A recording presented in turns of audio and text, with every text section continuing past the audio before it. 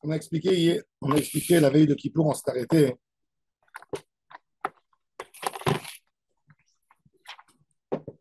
sur le débat sur le statut de Reshut Yahid au sujet de Tum'a et Tahora. Est-ce qu'il a une influence sur le sujet du Shabbat? On a dit que la Torah, tout ce qui est Safek Tum'a, Reshut Yahid, Tameh, Sfekot Tameh. Reshut Rabim, Sfekot Tahor. Il n'y a pas de Tum'a. Reshut Rabim, et c'est logique. On a expliqué, on a amené des preuves que même quand le Ham Israël montait dans les fêtes, Chachamim disait qu'il n'y a pas de Touma. Parce que en Rabbin, tu ne peux pas attraper tout le monde. L'Ogezrou, donc dans tous les Toum'ot de Chachamim, l'Ogezrou Toum'a Bereshut. Alors on a des cas particuliers, comme des endroits qui sont destinés au public, mais il n'y a pas beaucoup de public qui passe là-dedans. Il y a une Toum'a là-bas, comme des grottes. Une grotte. Elle est dans un lieu public. Pas beaucoup de personnes. Alors, pourquoi pour Touma, tu dis Tamé? Pour Shabbat, est-ce que c'est Reshut Arabim ou c'est Reshut Yahid? Tu dis là-bas que c'est Reshut Arabim, que c'est Reshut Yahid. Alors, justement, Tashma, Mevorot Amefulashot, Beborot, Beshirin, ou Meharot, Reshut Yahid le Shabbat, ou Reshut Arabim le Touma. Par rapport à Shabbat, c'est Reshut Yahid. Il y a des trous là-bas, etc. Des canaux. Et pour. Donc, c'est pas tour, il n'est pas tour là-dessus. Par contre, pour Reshut Arabim, il y a une Touma. La Gemara dit Beborot al-Kadata. Quoi? Est-ce qu'il y a, est-ce qu'il y a ici une grotte, des canaux comme les égouts, que tu passes d'un endroit et tu sors de l'autre côté, comme un tunnel? La Gemara ne comprenait pas qu'il y avait ça à l'époque. Qu'on dirait qu'il devait avoir déjà, je ne sais pas, on m'a dit qu'à Rome, il y avait déjà des égouts à cette époque. Ça veut dire des. Hein? Les catacombes. Ouais, mais est-ce qu'il y avait pas que de l'eau qui circulait? Ouais, au Shalaim, il y avait. Toute la grotte du Shiloah, et des centaines de mètres. Un système de circulation d'eau qui monte, qui descend, comme ça. Beborot Akadatar, elle a les borot. La Gemara dit Reshut Yachid le Shabbat, ou Reshut Arabim le Touma. Mani, qui sont les auteurs de cette opinion?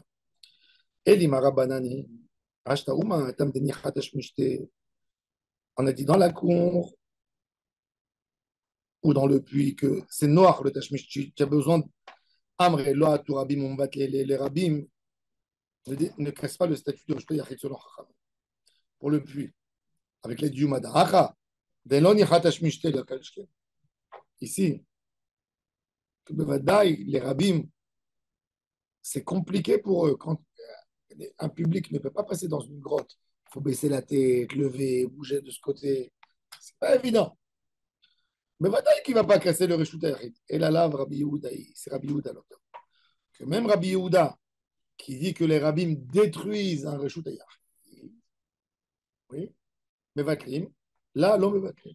Là, la Gemara dit, le Olam Rabbanan, ou Reshut Arabim, les Tum'a, le sujet de Reshut Arabim, on l'a mentionné pour te dire qu'il y a une Toum'a. Pour le din de la Toum'a, qu'il n'y a pas de Toum'a dans Reshut Arabim, qu'on est Mekilim. Tashma. Chevile Bet Gilgul. Gilgul, c'est un endroit qui chez les il existe aujourd'hui. C'est un village qui s'appelle Djeldjouli. Les Arabes, ils ont déformé. Guillemets. Non, pas Djeldjouli. Djeldjouli. C'était un endroit très très haut et l'arrivée était une pente. Comment? Une pente raide. Shvile Bet Gilgul Vekayotse Baem. Reshut Yahid le Shabbat ou Reshut Arabim le Toum'a. C'est un Reshut Yahid pour le Shabbat. Pourquoi? Parce que tu ne peux rien laisser là-bas, tout tombe. Oui. Ou Reshut Arabim, et les gens ils ne passent pas. Ou Reshut Arabim le Toum'a. Non, il y avait des gens, ils habitaient là-bas, ils passaient. comme c'est compliqué à utiliser. Ouais. Pas beaucoup de choses. Ouais. Veze Jvile Bet Gilgul. C'est combien les Jvile Bet Gilgul? Amre de Birabi Yanai. Kol she'en ha'eved yachol litol se'a shel chitin v'yarotz lifnei sradiot. Il dit, tu dis à un esclave, prends le blé et cours l'amener à un sergent de l'armée. Il ne peut pas courir là-bas. Mani, c'est qui l'auteur? Il dit, Marabanan. Ashta uma atam deni khatash mishta amre rabanan lo atu rabbi mumbat lela mechitsta. Achadeloni khatash mishta, c'est pas évident de le faire le kolchken. Et la lave Rabbi Yehuda. Amar le jvile bet gilgul ka'amart. Tu parles de jvile bet gilgul. Les jvile bet gilgul, c'est pas évident là-bas. Yoshua Ohev Israël Aya. C'est qui ce Yoshua? C'était. Hein? Yoshua Ohev Israël Aya. Hamad vetiken lahem drachim usratia. Kol echad lo nicha tashmishta mesara lerabim. Kol echad lo nicha tashmishta mesara leyachid. Quand Yoshua Binoun a partagé Israël,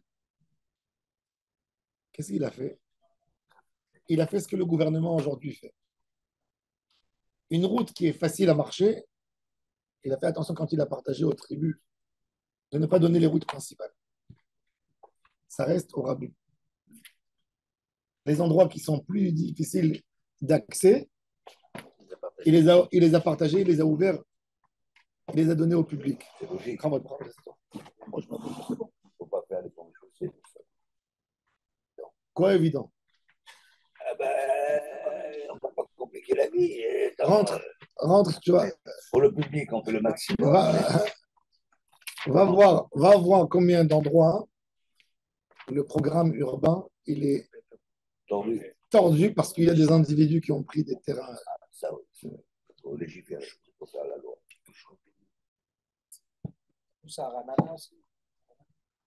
Pas de la Shonara.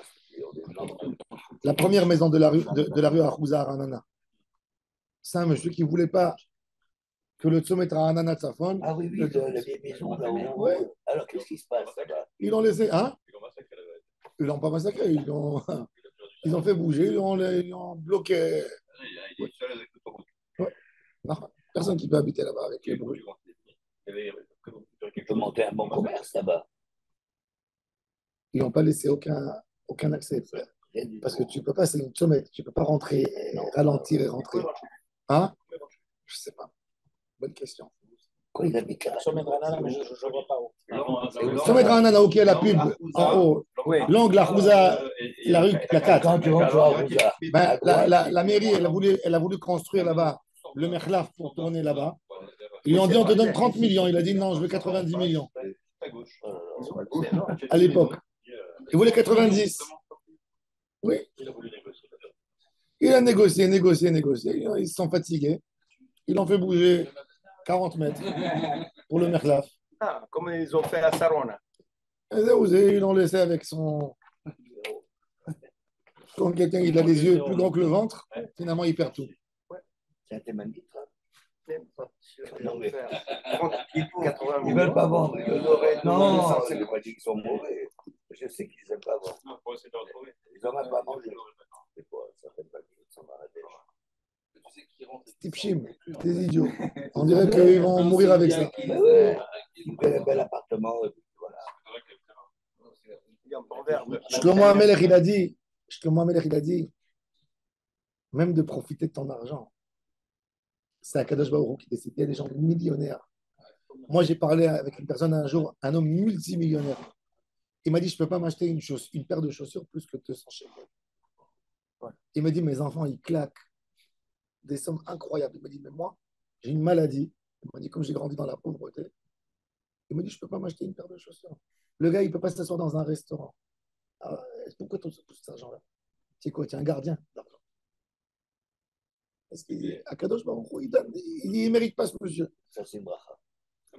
Il y a une phrase dans la Gemara. Il faut qu'il vive avec ses moyens, sinon c'est pas bon. Le gars, il peut t'acheter. C'est pas bien ce qu'il fait. Mais bien sûr que c'est pas bien qu'il fait. Il ne peut pas. Tamar, il n'arrive pas. Je sais plus quel rap de la Gemara. La Gemara a dit toujours, la Gemara a dit, habille-toi et mange un peu plus que ce que tu es.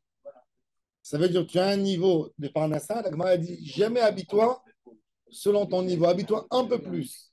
Soit kiff. Tu n'habilles pas comme un chiffon. Tu as un certain niveau, classe moyenne, habille-toi un peu plus que la moyenne. Sa tête, elle est C'est un programmée problème.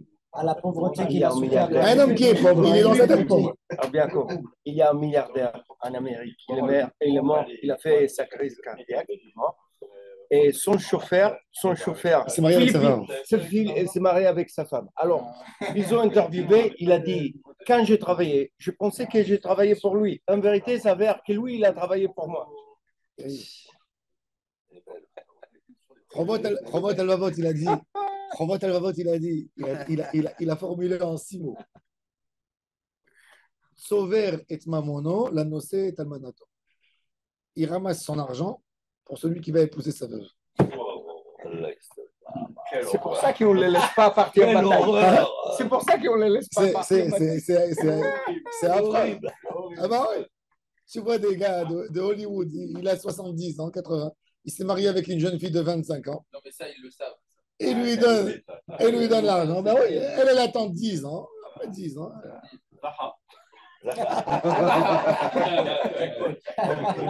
Mais Louis Nishman, Il peut plus surenchérir. Il m'a dit, ah, quelle chance, il a gagné au loto, il a trouvé sa femme la même semaine.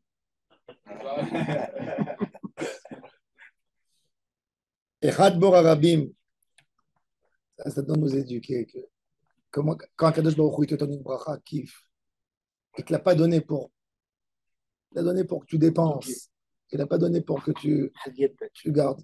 Il y a une histoire extraordinaire, je vais la raconter, pleine de mouna, cette histoire. Il y avait un homme pieux. C'est écrit cette histoire dans Tana de Eliyahu. Il a prié à Kadosh Baruch Hu, j'en peux plus de cette misère. Il a eu Eliyahu un avis qui est venu chez lui.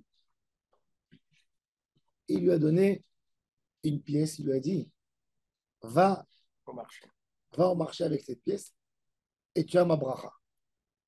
Et après, reprends la pièce et garde-la chez toi.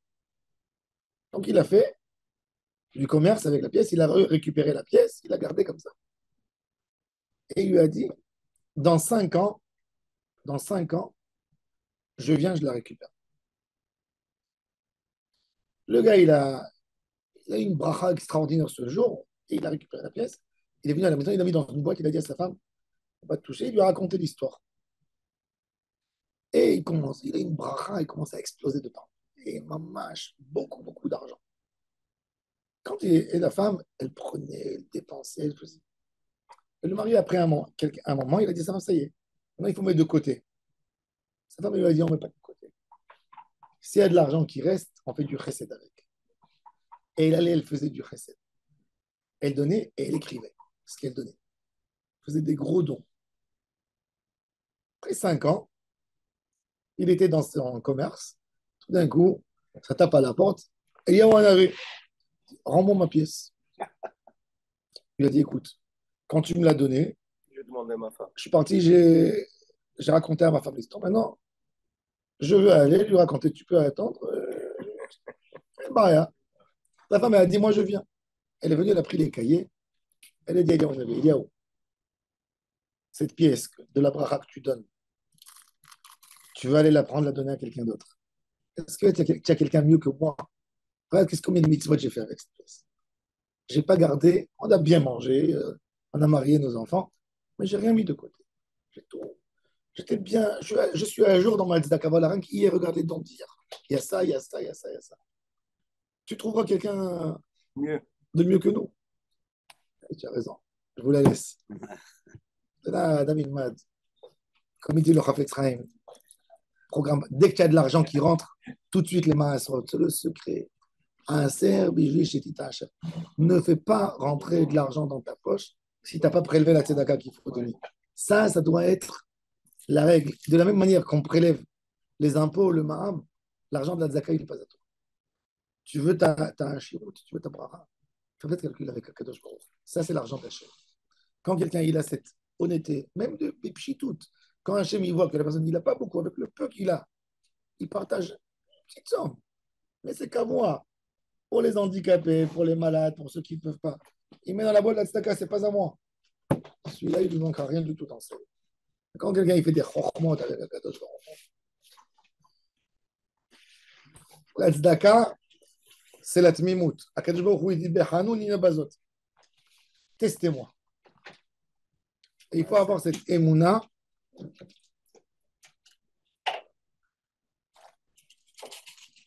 Rabbi Chaim Balaji, il dit que Rosh Hashanah, Akadosh Baruch Hu, il donne à chacun. Alors, il y a toujours, il y a en haut, il y a des comptables. Ils viennent, ils ne lui donnent pas. Il a, Akadosh Baruch Hu, il dit, bouge d'ici, laisse-moi lui donner. Alors il dit, mais non, Akadosh Baruch Hu lui a donné un budget. Il a dit, celui-là, il a une famille nombreuse. Il va en vacances, il lui faut des vacances.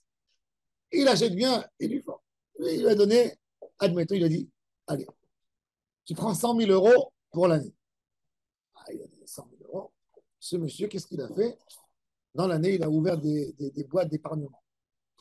Il a épargné des comptes d'épargne. Chisaron. Il a mis de côté, il n'a rien mangé. La fin de l'année, il est tout content. Il dit à sa femme, tu vois, grâce à moi que j'étais strict, regarde le papier de la banque. 40 000 euros on a mis de côté. Sa femme a dit, franchement, au moment même, j'étais pas bien, mais maintenant que je vois que tu as mis, qu'est-ce qu'on va faire? Et dans 10 ans, on achète un autre appartement. Arrive Rosh Hashanah, Akadosh Baruch Hu, Kotsev Chaim Lechol Bria, il faut donner à chacun maintenant pour l'année prochaine. Il dit, Sod, combien il faut lui donner? Il a pris l'année dernière 100 000. Il y a le comptable qui s'est levé. Il y a Kadosh Baruch Hu, il ne faut pas lui donner. Il s'arrange avec 60 000. Il s'arrange avec 60 000. L'année d'après, 60 000. Et le gars, il dit quoi? Que 60 000. Il faut bloquer. Il a dit à sa femme, même avec l'année dure qu'il y a eu, j'ai réussi à mettre 10 000 de côté. L'année d'après, 50 000. Il dit, mais il y a quelqu'un d'autre. Tout ce que Kadosh Baruch Hu lui a donné, il a dépensé. Bien, il a donné à ses enfants, il a fait kiffer sa femme. Ses enfants, ils sont partis joyeux à l'école, il n'aura rien manqué. À la fin de l'année, il a un minus dans le compte. Il a 10 000 de dettes. Il vient, Kadosh Baruch Hu, il dit, je lui ai donné 100 000, le pauvre. Il avait besoin encore. Comme que l'année prochaine, pour qu'il ne fasse pas encore des débits, allez, 120 000 l'année. Et comme ça, son budget, il grandit. Il ne faut pas faire des comptes à Kadosh Baruch Hu. Je te vois, Amélie, il a dit. Beyom Tova, Eye Betov, le jour qu'Akadosh Baruch Hu te donne de la bracha, dépense. Il y avait des tzadikim, ils ne laissaient rien pour demain. Ils donnaient pour leurs enfants, c'est la Emouna. Comme la manne au désert. Celui qui l'a donné aujourd'hui ne va pas être là pour demain. Il ne faut pas être. Demain, on va crever de faim. Il n'y a pas d'Emouna en Hachem. Maintenant, le Rambam dit, ok, ne pas être non plus. Mais ne pas être, avoir un juste milieu. Il y a des gens, quand ils bloquent, ils tirent. Moi, puis je crois que par rapport au Maaser, le fait que quand tu m'insères ça avec un retour du gouvernement, ça compte pas. Ce que tu as reçu après, sur ce que tu as gagné du gouvernement, tu redonnes Maaser. Tous les revenus, tu donnes. Ce que tu peux gagner, la malheur.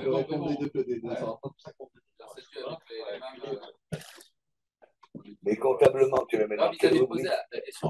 Mais il n'y a pas de secret. Moi, je vous dis, les gens qui sont réglo dans les Maasrot, ils n'ont pas de problème de Parnassa. Akadosh Baruch Hu, il a dit, testez-moi. Akadosh Baruch Hu, ce n'est pas un menteur. Vaya Maaseh Tzedaka Shalom. Tu fais attention sur tes Maasrot. Bi'arti HaKodesh min habayit. וגם נתתיו ללוי, לגר, ליתום ולמה. עשיתי ככל מצוותיך, לא שכחתי. כסא הקדוש ברוך הוא, אשקיף ממעון קודשך, maintenant à toi de faire. וברך את השמיים ואת האדמה. La Gemara a dit, vaya Maaseh Tzedaka Shalom. Il y a un gars, il est parti chez le Rav Steinman, un milliardaire. Il a fait faillite. Alors il a dit au Rav Steinman, Rav, moi j'ai donné beaucoup de tzedaka dans ma vie. Et j'ai perdu. Il lui a dit, le Rav, combien t'as donné dans toute ta vie? Il a dit, j'ai donné 50 millions de dollars. Il a dit, combien tu possédais? 1,5 milliard. Ça veut dire que tu n'as même pas donné 3%. Il a dit, un vrai, simple. Abnei Brak, il est mieux que toi, il donne 10%. Tu n'as pas fait tes maasrot. On ne regarde pas les 50 millions de dollars. Combien tu as donné? de tes revenus, tu avais 1,5 milliard, tu aurais dû donner 150 millions de dollars. Et Chormot, minimum, c'est maaser. Pareil, il ne faut pas jouer avec ça. Pas jouer. Si tu n'as pas réussi à mettre dans le cadre, il faut donner. Tu peux donner pour tes enfants, une barrière. Tu veux payer à tes enfants l'université. Ça rentre dans le cadre de tes maasot. Mais soit calcule, un jour que tu n'as pas dépassé, un mois que tu n'as pas dépassé, donne. Donne. Si tu dois te débarrasser de cet argent, il ne faut pas laisser cet argent chez toi. C'est pas à toi.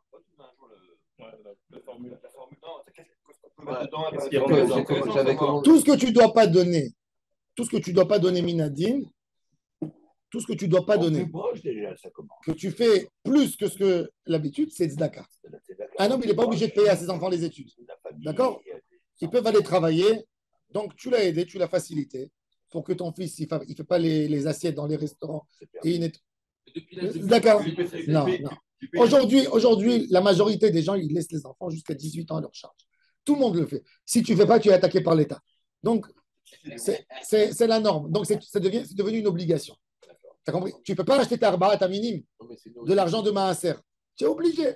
Tu ne peux pas acheter tes tefilines de l'argent de Maaser. Payer les vacances aux enfants, c'est quoi? Payer les vacances aux enfants à ta femme. Tu n'es pas obligé de les sortir en vacances. Ouais. Donc, tu as fait ça, les Shem Shamaim. Un an, Pour on faire- faire la deuxième année.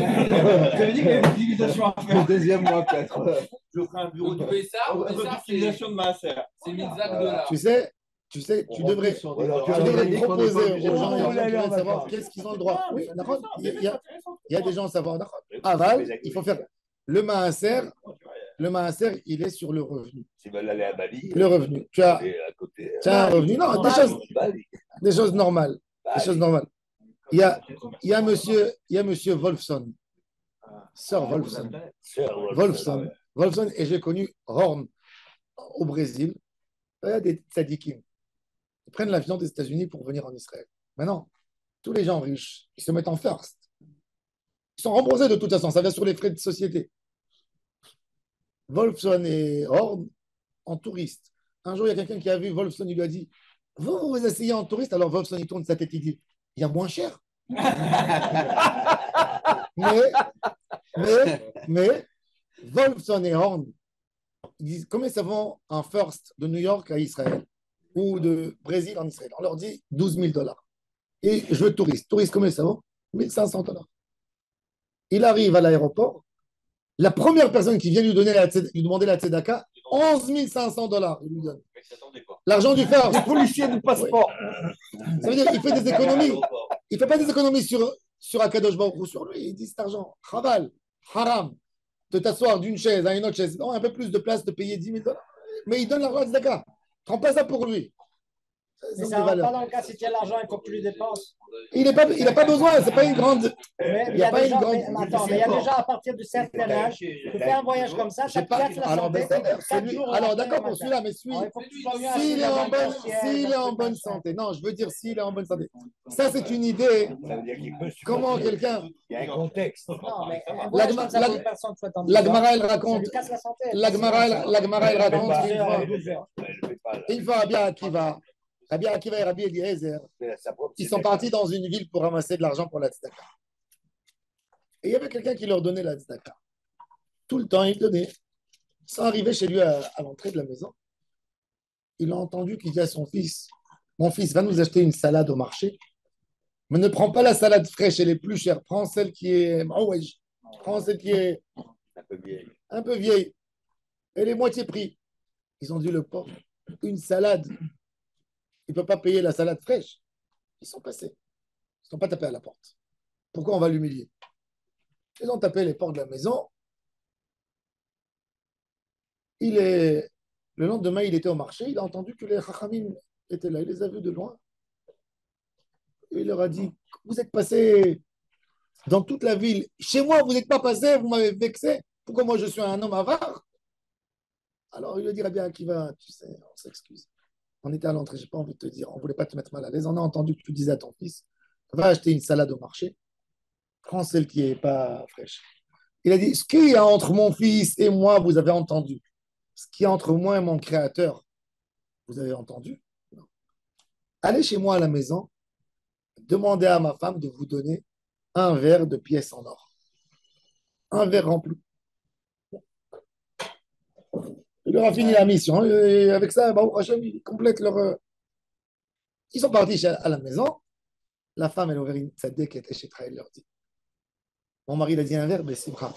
Qu'est-ce qu'il vous a dit? Il a dit, est-ce qu'il a dit un verre plein ou un verre effacé? Ça veut dire rasé. Et on dit, il ne nous a pas dit, il a dit un verre. Il a dit, bon, dites à mon mari que je vous ai donné un verre plein. Et s'il n'est pas d'accord, qu'il me l'enlève de ma ketouba. Alors, ils ont pris le verre, ils sont retournés. Ils sont retournés chez le mari. Ils ont dit, voilà, on est rentré. Ta femme, elle nous a posé la question. Et elle a dit, dites à mon mari, pour que ce ne soit pas Gezel, que j'ai donné un verre plein et qu'il me l'enlève de la ketouba. Il a dit, merci à Kadosh Baruch Hu, que ma femme, c'est une si grande tzaddiket. Je lui double sa ketouba. Je lui double la ketouba. Tzaddikim, Heureusement qu'il n'y avait pas Sandrine Rousseau à côté. et ça, c'est quand les gens ils étaient comme ça, dans la tzedaka, C'est un monde, c'est un monde. Shum Pegara. Les C'est un gens, mode de ils vie, vivent, ils n'ont pas de tsarot à la maison. La tzedaka, tatil, mima, avec les gens, ils ne savent pas c'est quoi la tzedaka. Des niveaux. La tzedaka, il faut la chercher. Il ne faut pas attendre qu'on te tape à la porte. Il faut aller chercher à faire la tzedaka. Les rapes, comme un homme, il cherche des opportunités à faire pousser son argent. Il a envie de chercher un investissement pour que son argent il devienne 200. Dans Olam Haba, va chercher, n'attends pas qu'on te tape à la porte. C'est ce qu'il a dit Rabbi Akiva à Rabbi Tarfon. C'est une bonne d'aller voir où il y a la misère. Rabbi Tarfon, il a dit à Rabbi Akiva un jour, toi, tu connais des milliardaires, tu n'as pas un investissement pour moi? Il a dit à Rabbi Akiva, donne-moi de l'argent, je vais te faire un bel investissement. Il a dit, il y a un super village, il est pour 4000 pièces d'or. C'est rien pour le... Il lui a donné Rabbi Tarfon de l'argent. C'est écrit dans ma série de Kala. Après quelques jours, il lui dit, après quelques mois, il lui dit, montre-moi le village que tu m'as acheté, je veux le voir. Il vient, il le donne à la main, il le prend en Beth Midrash, il commence à lire Tehilim. Puzer Nathan Laevionim Tzidkator Medeklarad. C'est Kouftet Vav dans Tehilim. La question qui se pose, pourquoi il a attendu? C'était écrit à Yakore Imo Besefer Tehilim. Pourquoi il est parti jusque là-bas? La Gemara a dit, ils ont posé la question à Shlomo Amelech. Jusqu'où la puissance de la tzedaka arrive. Alors il leur a dit, car Amar Abba, moi je ne sais pas, mais Abba, papa a dit, il a dit à un monsieur, il marche dans la rue. Il a fait rentrer la main dans la poche, il a fait tomber son porte-monnaie. Le porte-monnaie, il est tombé dans la rue. Psken, il est rentré à la maison, il ne trouve pas son porte-monnaie. Il y a un pauvre qui est venu, il a trouvé un porte-monnaie, il n'y a pas de simanim. Il a pris l'argent. Il est parti, il a acheté de la viande, du pain, il a fait nourrir ses enfants. Quand ce monsieur, il arrivera au ciel, c'est de la tzedaka. Quelle tzedaka? Je n'ai pas fait ce chose de la tzedaka. Tu as perdu ton portefeuille, il y a un pauvre qui l'a trouvé. Du moment où les enfants misérables ont mangé, c'est à toi, c'est grâce à toi. Alors il a dit, Adir Magat. Alors il lui a dit, alors Rabbi Tarfon, il dit à Rabbi Akiva, il dit à Rabbi Tarfon, voilà la ville que je t'ai achetée. Il dit, il y avait la famine et la sécheresse. J'ai donné à manger. Rabbi Tarfon, il a embrassé Rabbi Akiva sur son front. Il lui a dit, Ashrecha, Rabbi ou Mori. Rabbi Akiva, quand il a fait tchouva, il a commencé à étudier avec Rabbi Tarfon. Mais Rabbi Tarfon, il a dit, tu es mon Rav, que tu m'as enseigné à Tzedaka. Alors, il pose les Mfarshim la question, pourquoi Rabbi Akiva, il a montré à Rabbi Tarfon ce passouk, Pizer Nathan Laïben. Rabbi Tarfon, il a dit, il va lui dire, j'ai fait la Tzedaka, il dit, pourquoi tu ne m'as pas dit? Au moins, j'aurais eu la kavana dans la mitzvah. Moi, je donnais l'argent pour faire du business. Toi, tu as fait une mitzvah, ok, je te pardonne. Mais moi, je n'ai pas eu aucune kavana dans la mitzvah. Rabbi Akiva lui a amené le passo qu'on n'a pas besoin de faire kavana dans la tzedaka. Dès que tu as pris et que tu as donné, même si tu as fait bli kavana, c'est 14 mais là. Rabbi Tarfon, il était tellement ému de la force de la tzedaka, il a dit merci mon Rav que tu m'as appris l'importance. Mais pourquoi Rabbi Akiva lui a fait ça? Pourquoi il lui a pas demandé Béhémet? Donne-moi de l'argent. Rabbi Tarfon, il avait. Rabbi Akiva, il voulait montrer à Rabbi Tarfon qu'on doit s'investir pour de la tzedaka. De la même manière que tu cherches une opportunité business, tu dois chercher pour ton là-bas. Va chercher. Tape chez un gabaï tzedaka, tu lui dis voilà, j'ai 1000 shekels. Tu n'as pas quelqu'un de nécessiteux. Je veux que tu fasses, je veux une belle tzedaka, je veux que tu trouves, je veux que des pauvres mangent, je veux que tu offres un paire de tefillin à un bar mitzvah, je veux que tu fasses tellement de nécessiteux, miskin. Mais il faut être sensible, il ne faut pas attendre quand tu tapes à la porte. Quand tu tapes à la porte, et déjà, quand il y a quelqu'un, des fois, Hachem, il envoie, et tu donnes quelque chose, tu ne sais pas, bon. Là, si tu vas chez un gabaï tzedaka, il sait, la tzedaka, elle va dans le meilleur investissement. La tzedaka, elle va bien dans un endroit bien. Quelqu'un qui a vraiment besoin. Je vais vivre des gens. Je vais vivre des gens. De fond, Maaser. Un peu avec des garanties, des trucs. Il y a des gens qui font des gmars, il y a des gens qui font des maaser. Le Chafetz Chaim a écrit tout un livre là-dessus. Je vous expliquerai un jour comment on fait.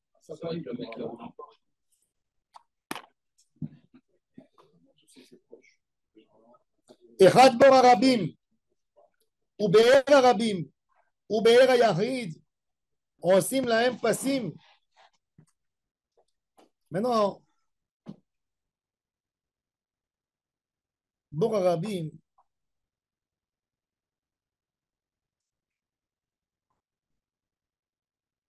on est dans le... C'était un besoin. Il y avait des cas. Tout le monde remplissait les jarres chez eux, les carafes d'eau, etc. Mais des fois, il y avait des manques d'eau Shabbat. Tu dois prendre les animaux, tu prends ta carafe, tu descends dans le puits pour prendre de l'eau. Voilà, il n'y a plus d'eau à la maison. C'est pas comme aujourd'hui, il y a le robinet. Alors, il descendait dans la rue et il remplissait de l'eau. Alors, la Mishnah nous dit Chad Bor Harabim, un puits qui appartient au public. Ou Be'er Harabim, c'est un Be'er où il y a toujours de l'eau comme une source d'eau. Be'er Harabim. Ou Be'er Hayachid, Osim Lahem Pasim. On leur fait des petits poteaux autour pour rendre. C'est une sorte de Reshut Hayachid. C'est une coula de Chachamim, comme on a dit. C'est les Pasim, les Diumadim, autour. Pourquoi on fait ça? Parce que déjà, le bord arabim, il faut faire attention. Des fois, l'eau, elle peut sécher. Il y a un problème d'eau. L'eau s'est abîmée. Des fois, ils mettaient de la chaux dans les puits. D'accord? Qu'est-ce qu'ils faisaient? Ils creusaient et ils mettaient de la chaux tout autour. Des fois, il y avait un morceau de chaux qui tombait dans le puits et toute la saleté est tombée. L'eau était plus potable. Donc maintenant, cet endroit, en réalité, il n'y a plus d'eau. L'eau est morte. Ça veut dire qu'il faut attendre des jours pour que tout tombe. Il faut nettoyer, descendre, nettoyer, etc. Et refermer. Il y avait un problème. Alors maintenant, cet endroit, il est plus Reshut Hayachid Shabbat, puisque tout le Reshut que tu as fait, c'était que pour l'eau. Maintenant, il n'y a plus d'eau. C'est un problème. Alors, il fallait s'assurer qu'il y ait bien des passim pour faire une sorte de Reshut Hayachid en cas que ça sèche. Maintenant, Bor Hayachid, on va voir. Dans Bor Hayachid, par exemple, il ne suffit pas que des passim. Parce que tu risques, s'il tombe et il s'abîme, la personne, il a l'habitude toujours de faire entrer et de sortir de là-bas des choses. Quand il est dans sa cour, par exemple, il a sa maison, il a une cour, il a la rue à côté, et son puits à lui, il est là-bas. Il y avait des familles riches à Jérusalem qui avaient des arrivées d'eau à eux. Et dans son endroit à lui, si il ferme l'eau, il n'est plus potable, alors, ce n'est pour rien du tout. Donc, on lui demande de faire une vraie mérite. Alors, on va voir. Pour les rabbins, c'est plus calme. On ne fait que des passines. Pourquoi? La Gemara a dit tout ce qui est mitzvah, tout ce qui est public, il n'y a pas de peur. Chacun il rappelle à l'autre. C'est Shabbat, tu sais, il ne faut pas toucher. Mais un Yahid, il y a un problème. Où on trouve ça? On voit dans le Loulav, Shabbat. Je ne vais pas sortir. Pourquoi? Pour ne pas que tu arrives à être métaltel Bereshut Rabim. Donc, tu n'as même pas le droit de prendre le Loulav chez toi dans la rue. Le Shah Amelech, il pose la question. Il dit pourquoi Brit Mila? Tu fais la Brit Mila et tu n'as pas Rochesh que la personne, il va prendre le couteau. Il dit une mitzvah, elle est toujours faite à deux. Il faut quelqu'un qui est circoncis. Et normalement, c'est un spécialiste. Et il y a des gens toujours qui arrivent dans la Brit Mila. Donc, il dit Mazkirim et Had Lacheni de ne pas faire. Tandis que quelqu'un de prendre son loulav, il est là à la maison. Il ne sait pas, il oublie, il sort dehors avec. Le chauffard. Pareil, le chauffard, les gens, ils sonnaient. Prends le chauffard de chez lui, de la maison, le baratokar. C'est quelqu'un de. Non, à l'époque, tout le monde savait faire le chauffard. Ouais. Donc, il dit, ça, c'est des choses. Alors là, il te dit, Bor Arabim, il suffit un petit rappel. Echad Bor Arabim, ou Be'er Arabim, ou Be'er Hayachid. Be'er Hayachid, c'est quoi Be'er Hayachid? C'est une source d'eau. Il n'y a pas de chachash que ça va s'arrêter. Quoi? Tu vas dire que tout d'un coup, Shabbat, la source, elle va arrêter de jaillir? Non. Tout le temps, elle fait sortir de l'eau, la source. Pas de chachash, ça va arrêter.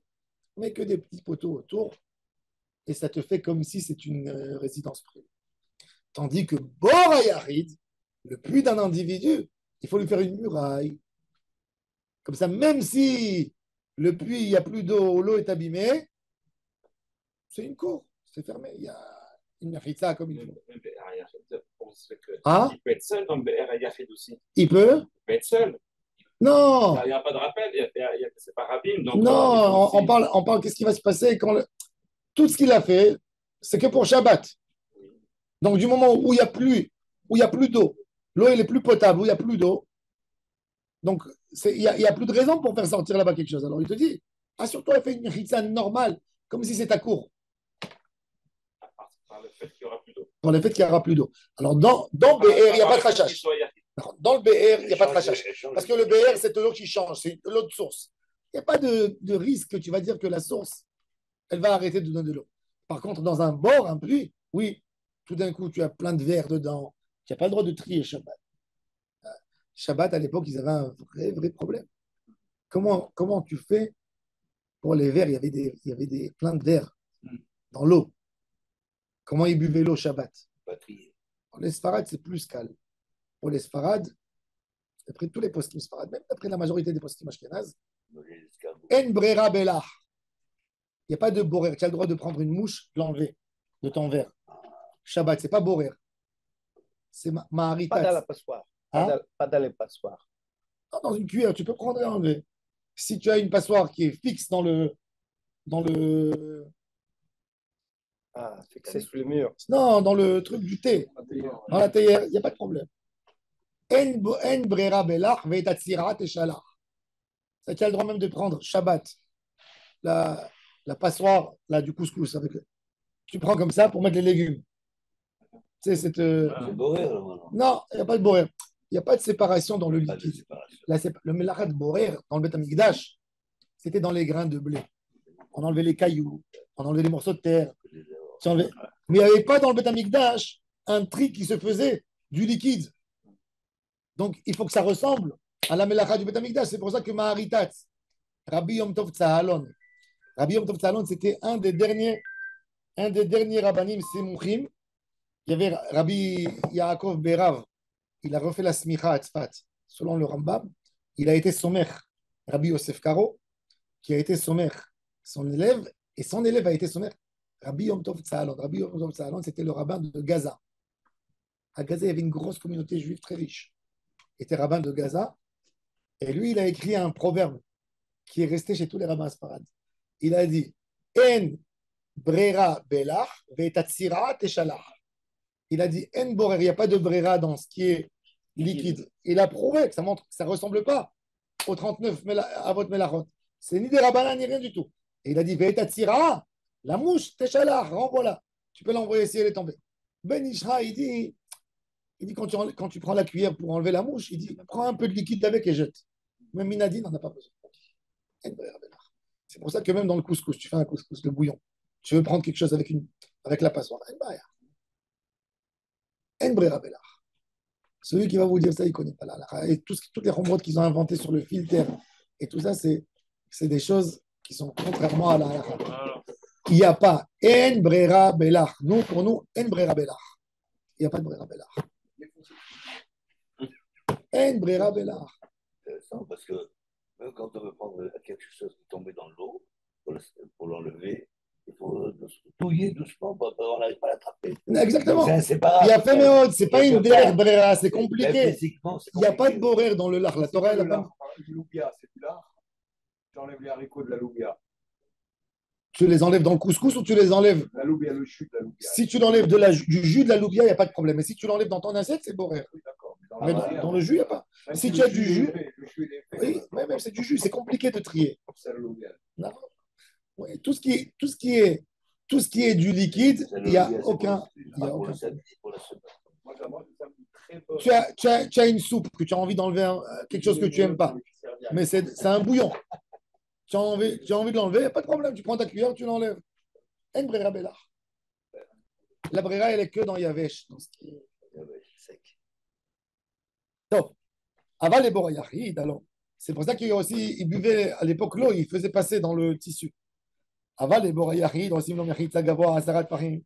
Divrei Rabbi Akiva, Rabbi Yehuda ben Bava, un des tzadikim d'Asara Rouge Malchut, Omer, En Osim Pasim, Ela le Be'er Arabim Bilvad.